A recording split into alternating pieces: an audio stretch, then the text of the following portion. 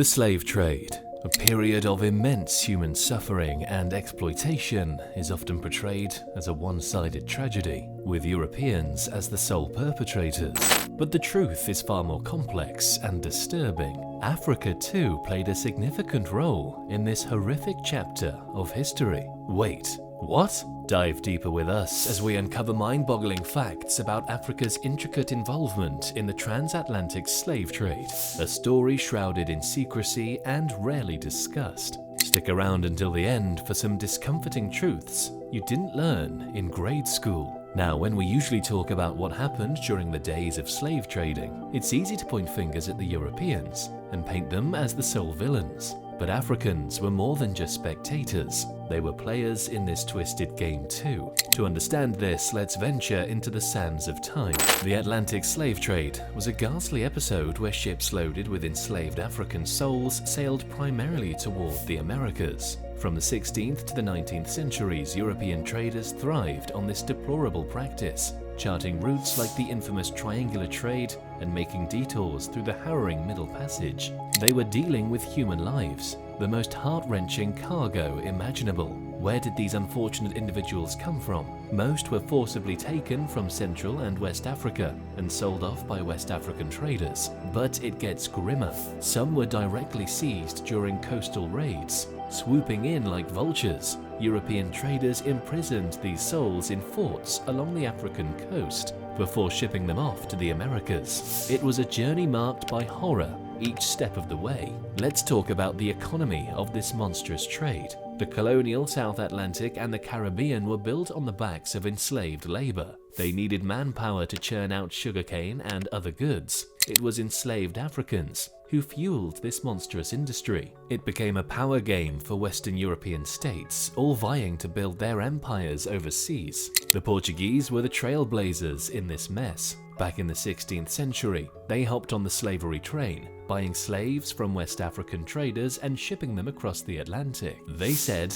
let's get this over quickly and cheaply. These poor enslaved Africans ended up working away on plantations, mines, fields, you name it, basically doing every back-breaking job in the book. The early arrivals of Africans in English colonies were initially labeled as indentured servants, a deceptive title, but by the 17th century things took a dark turn. Slavery became a cruel reality inherited by the children of enslaved mothers. They were no longer people, but mere items for sale at markets. And let's not forget the big players in this horrible game: Portugal, Britain, Spain, France, the Netherlands, the United States, and Denmark. These nations had outposts along the African coast, where they bought slaves like they were stocking up on groceries. These poor souls were managed by factors, waiting by the coast, sitting tight in factories before the horrifying voyage. Then there were the factors. Factors were those middlemen who acted as intermediaries between African slave traders and European and Arab purchasers.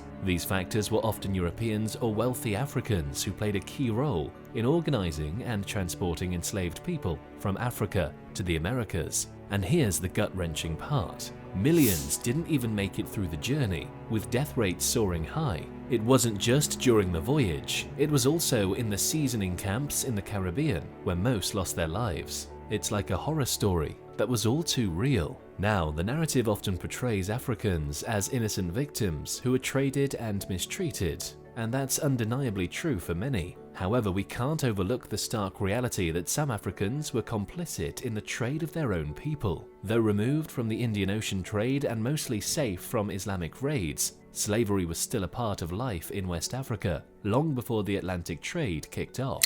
Powerful empires like Kanem Bornu and Mali built their wealth on the backs of slaves. Mali's riches, including salt, copper, and gold, were extracted through slave labor, and they even imported female slaves from the Mediterranean to serve the elite. Successor empires like Songhai, Jolof, and Kabu continued this legacy, treating slaves as status symbols. Slavery took on different forms, from working lands and mines to serving as soldiers or advisors. Some slaves even had a shot at owning land and buying their freedom, while in places like Benin, they were used in sacrifices during significant events. When Europeans Europeans arrived, they weren't met with empty lands, but with complex societies and long-standing empires with roots older than Europe itself. The Atlantic slave trade, initiated by the Portuguese in the 15th century, wasn't just about Europeans snatching folks from African shores. Sure, some slaves were taken in European raids, but the majority were sold by other Africans to Europeans.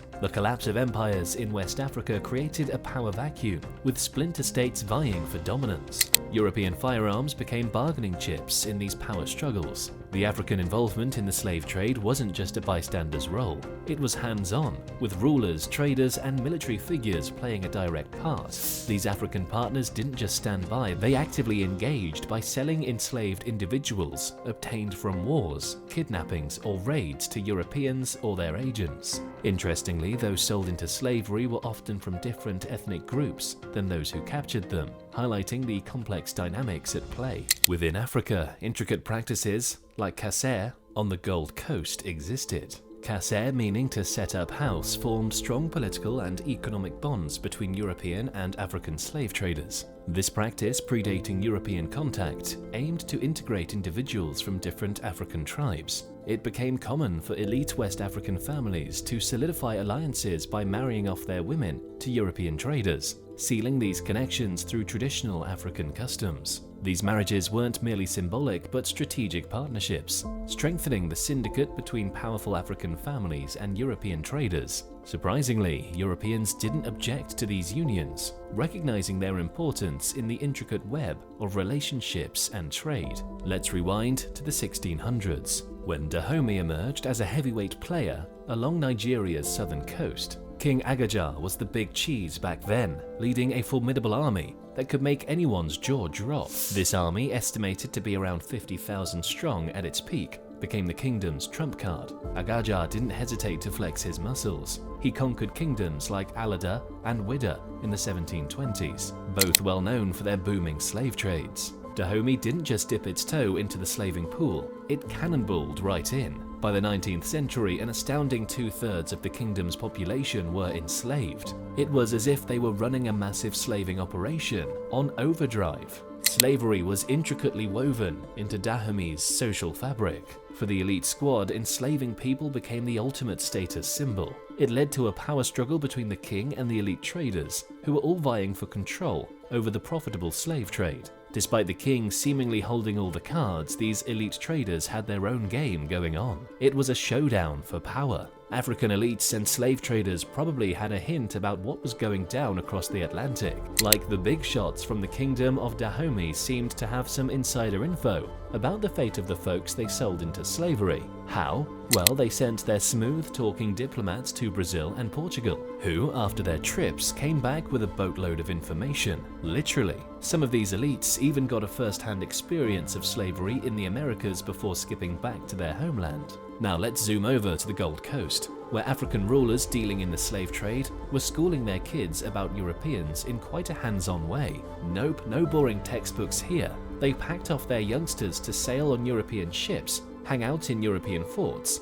and even send them off to Europe or America for some top-notch education. These people weren't just last benchers, they were in the front row, taking notes and making connections. The elites on the Gold Coast were on a roll. They were playing savior to their own kind. When some of their elite friends got duped into slavery in the Americas, these African bigots didn't sit back twiddling their thumbs. They sent demanding messages to the Dutch and the British governments, giving them the stink eye until they coughed up their pals, fearing a trade slump or worse, some serious payback. Moreover, some Africans thought the Europeans were out for a twisted barbecue. Yes, they believed these guys were cannibals, ready to make a meal of their captives. Can you imagine the panic this rumor stirred among the enslaved Africans? Despite popular belief, most of the agreements between Europe and Africa took place long after slavery ceased. Some of these people left their homes to put an end to slavery. The slave trade was one reason France defeated Dahomey. The British attacked Lagos to cut off its trade with Benin because of the country's slave sacrifices. Even if there were Africans who were against slavery, many of them were part of it. People on both sides of the Atlantic and in Africa must realize the reality of the plight of millions of Africans. The people of Africa are a complicated mix, with some being more guilty than others. Were you aware of all this before? Add your thoughts in the comment section to extend our conversation, and check out our channel for more interesting content.